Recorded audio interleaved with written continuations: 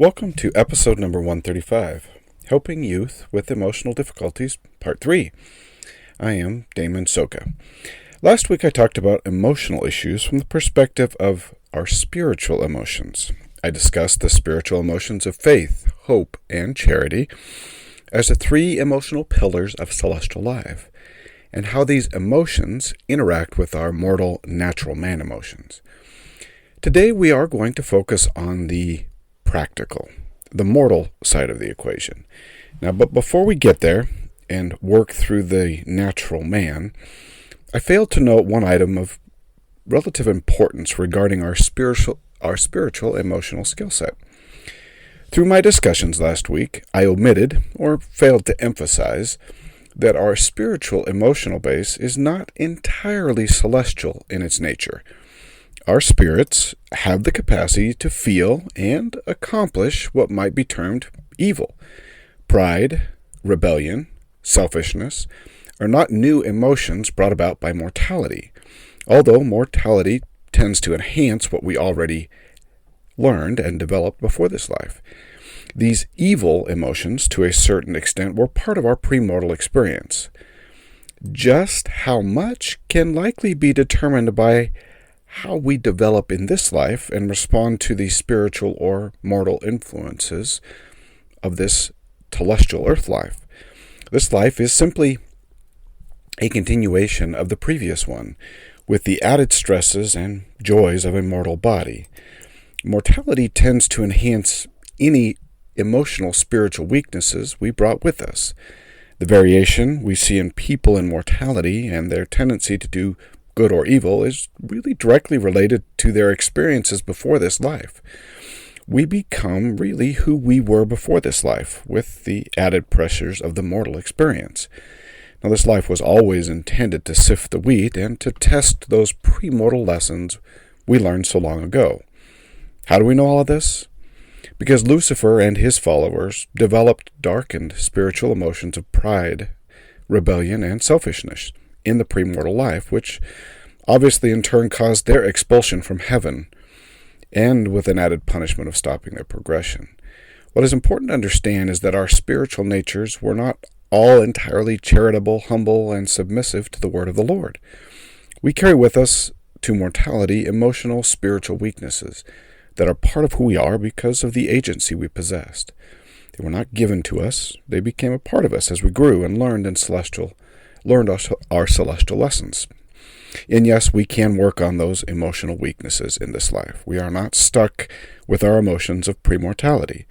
Mortality appears in some senses also to help us overcome our spiritual weaknesses if we are willing to acknowledge them, and then through the atonement of the Savior, work through the change of heart or change of nature process. It is actually pretty important to understand this concept if we are to fully understand mortality and our emotional natures in this life. Now today we need to address the practical, the mortal side of the equation. The best way that I can think to approach the mortal side of our emotions as an introduction is to really view our mortal bodies from the perspective of chemistry, like, for instance, the chemical balance found in an outdoor pool.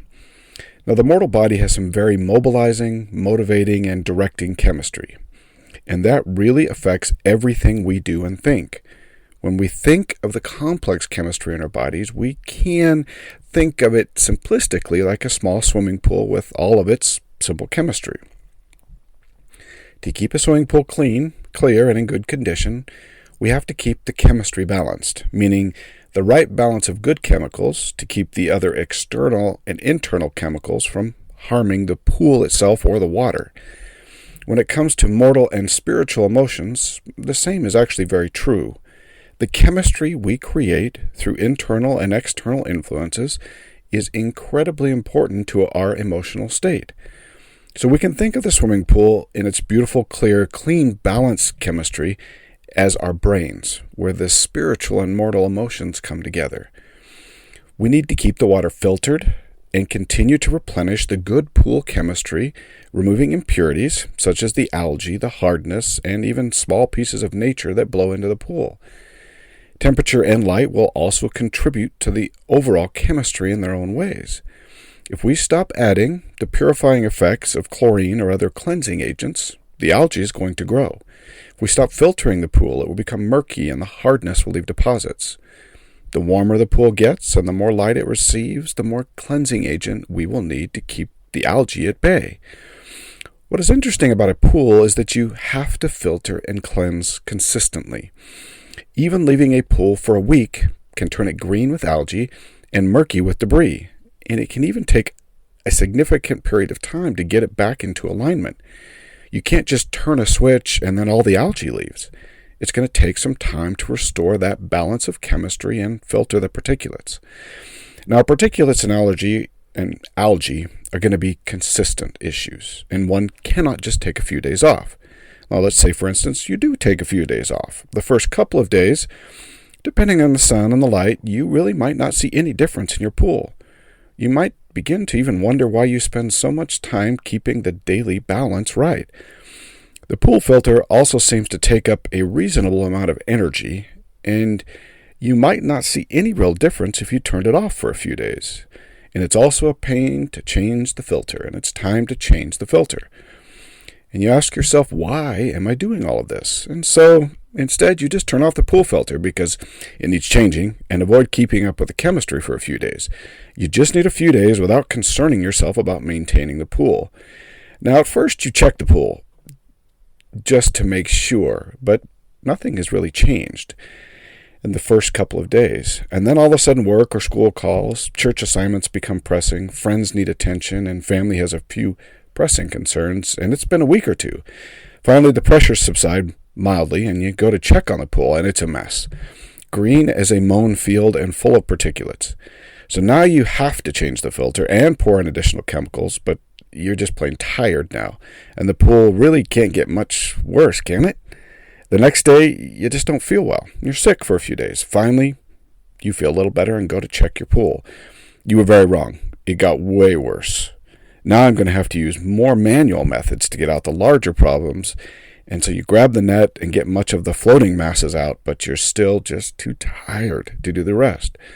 A few more days pass, and finally you feel good enough to swim, but that really isn't going to happen. The pool's a mess, and from what you can tell, it's going to be at least an all-day effort just to get to the pool to the point you could even get the filter and the chemistry working again, and several weeks more before it's clear enough to use.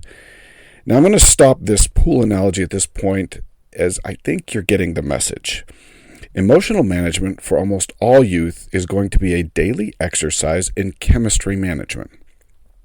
Just like the pool, the right chemistry needs to go into the body daily. This means the food, drink, and substances that go into a body are very important for emotional management. In fact, they are really critical to the management of our emotions. If a youth drinks energy drinks daily, or just eats sugary foods, or avoids the right balances of nutrition, over a period of days and weeks, maintaining emotional composure actually can become more difficult. Youth need a good balanced diet that avoids the many substances that excite and over-energize the nervous system.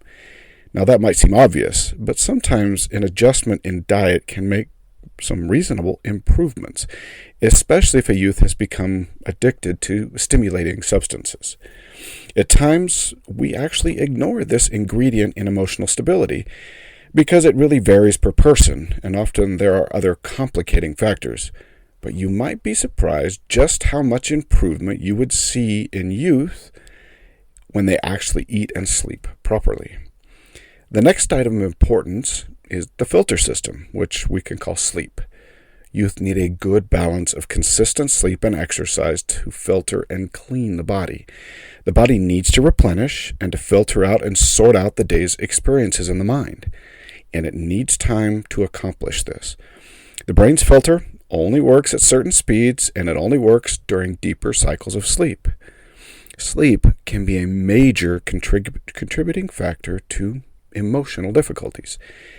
And like a filter for a pool, it doesn't take very long for the algae and debris or emotional difficulties to quickly populate and overwhelm the pool if the filter isn't on. Youth need consistent and timely sleep. It matters very much to the body when that sleep occurs and how much the mind and body is getting. Inconsistent or lacking sleep will quickly escalate problematic emotional responses. Now, while the amount of time might vary, youth really do need from 7 to 10 hours of sleep regularly. Now, some can function with a little less, but for the most part, they will not be able to function without it. Now, as a note about youth who struggle with borderline mental illness, the lack of sleep may magnify their illness difficulties significantly. Having a borderline mental illness or having a mental illness is equivalent to having a pool filter and chemicals that work at significantly less than 100%.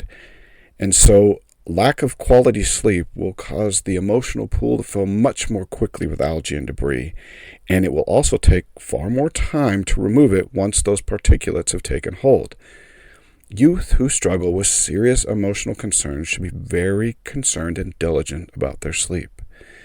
Now, in addition to sleep, the chemistry of the pool needs to continuously mix through the pool, and this is really equivalent to exercise. A pool might be able to be maintained without good circulation, but in the end, the lack of circulation will eventually catch up with the water quality. Youth need to exercise regularly. Now, I'm not talking about a gym class or even attending a gym. They need to elevate their heart rate, keep a healthy diet, and stretch their muscles. While exercise is not quite as critical as sleep, it can become a serious issue when the lack of exercise starts to create problematic chemistry in our bodies. Exercise provides for the cleansing of toxins and adds important, what we call feel-good chemicals to the body. These feel-good chemicals are critical to our emotional health. Now, I'm not saying that the youth need a certain type of body, just that the body needs to be healthy. Carrying significant amounts of extra weight above what one's body needs can cause a host of emotional problems, from the brain chemistry to body chemistry. It is important to help youth understand the effects of toxins upon the pool, or what might be viewed as external peer pressures and stress. For instance, let's say that I add a drop of food coloring to a small pool. Probably not going to notice it in the expanse of the pool. The color will change ever so slightly, but likely not enough for us to notice. Now, let's say I added a drop of food coloring every hour. Now, over time, the pool would change to a distinct color, but if we're in the pool playing and enjoying our time, we might not even notice the color change. Food coloring is going to be somewhat harmless as a toxin when we talk about it, although you might end up a new color. But let's change that drop an hour to something as simple as adding extra algae, or maybe something a little more problematic as a heavy metal such as mercury. The algae already coming into the pool through the outside air now has a powerful addition. And even though the algae is invisible to the eye, when they cluster and grow, it becomes a green, slimy mess. But that isn't going to happen for several days, and maybe a couple of weeks, depending on how good my cleansing chemistry is. But eventually, if I add that algae, it will overwhelm the system, and we will have to add some additional chemicals and filtering to get that pool back into a balanced state. Sometimes the youth add things into their lives that are even toxic to pool chemistry, like the drop of mercury. In very small amounts, mercury isn't very problematic. It exists naturally, and we always have minute amounts in our bodies. But adding that to the pool would expose us regularly to the poison, and continually adding it to the pool, even in small amounts, would be very troubling, because the other chemistry in the pool and the filter do not work on the mercury. Eventually, it will make us very sick, but before then, we will likely encounter the effects of the exposure. The mercury is very problematic because it works slowly and methodically to destroy the mind and body, and getting it out of the pool is going to be very difficult. If you consider in this analogy, the algae akin to things like caffeine, milder drugs, and maybe popular music, and the mercury something akin to heavier drugs, pornography, or toxic social media or music, the emotional effects upon the body can end up doing far more than incidental damage, and may even be a lifelong mental illness.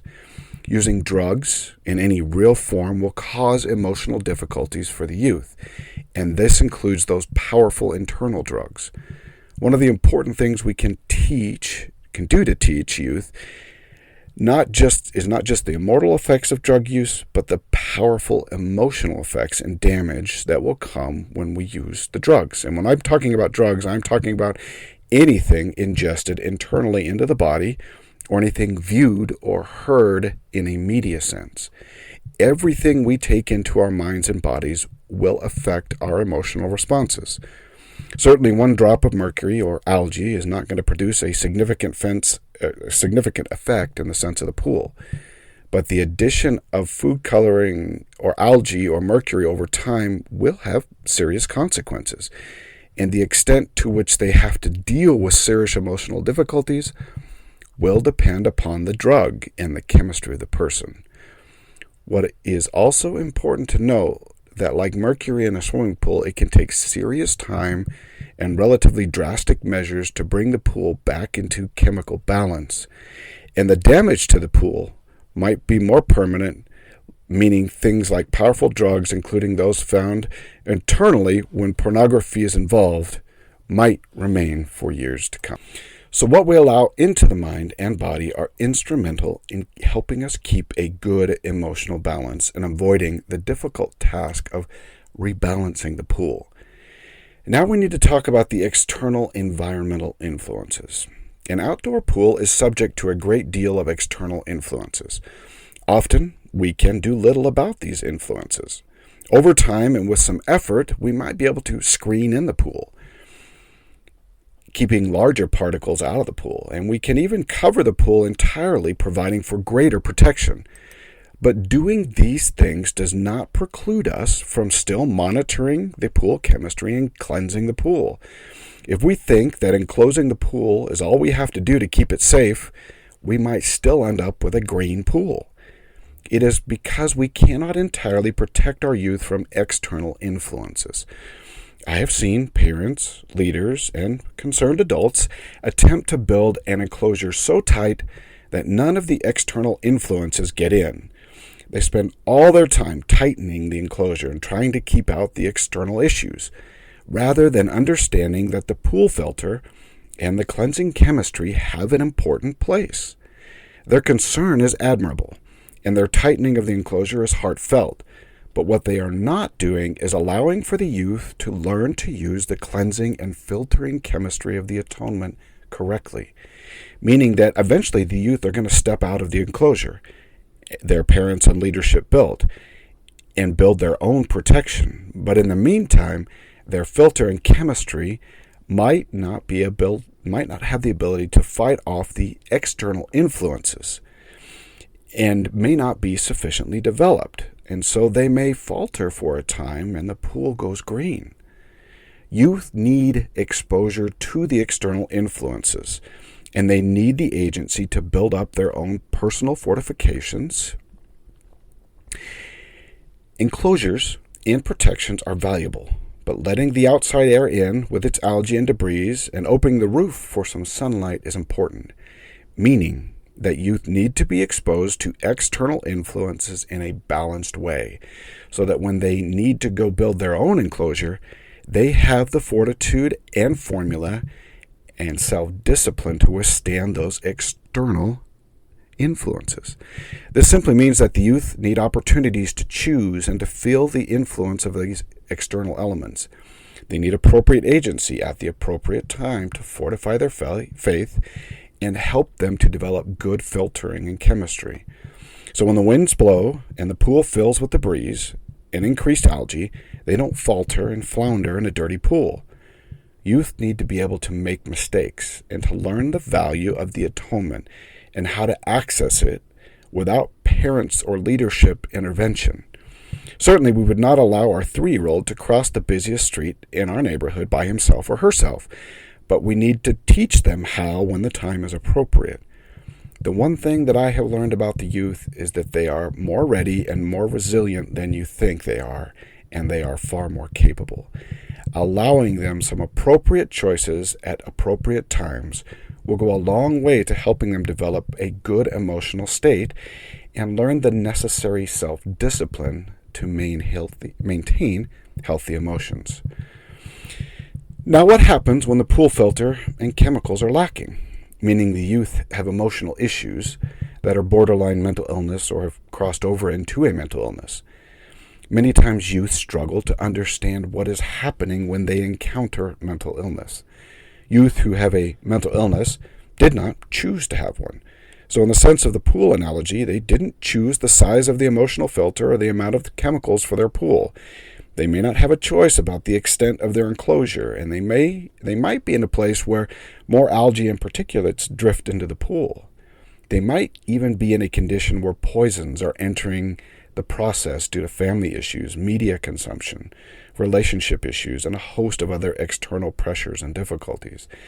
Meaning, in short, their ability to counter the internal and external difficulties is limited. Emotionally, they will not be as capable when it comes to shocks to their system. They might be dealing with an already unbalanced chemistry, thinking that it's normal. Most youth do not consider themselves abnormal emotionally. And so, those who suffer, who have not been diagnosed, may believe, as I did when I was young, that my serious emotional swings were just normal.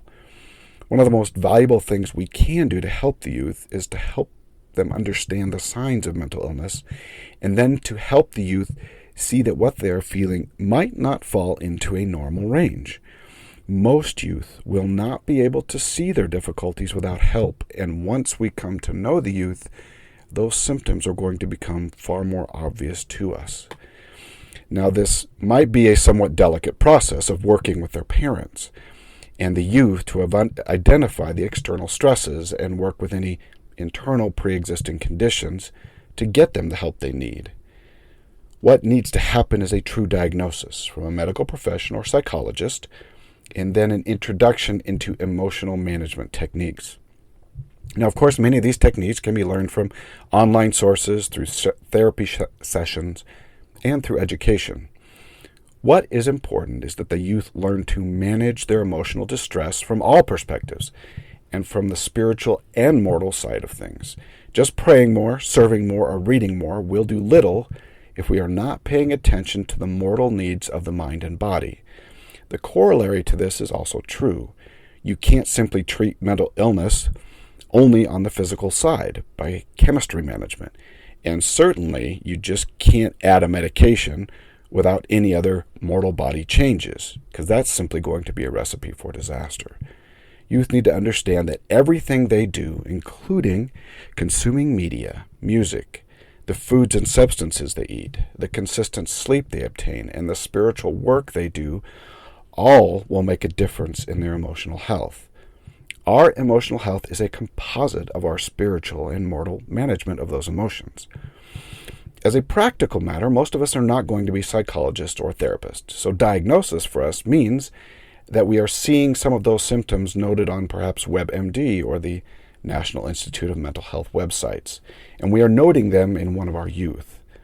We then do the work to ask appropriate questions about their life and what they are feeling.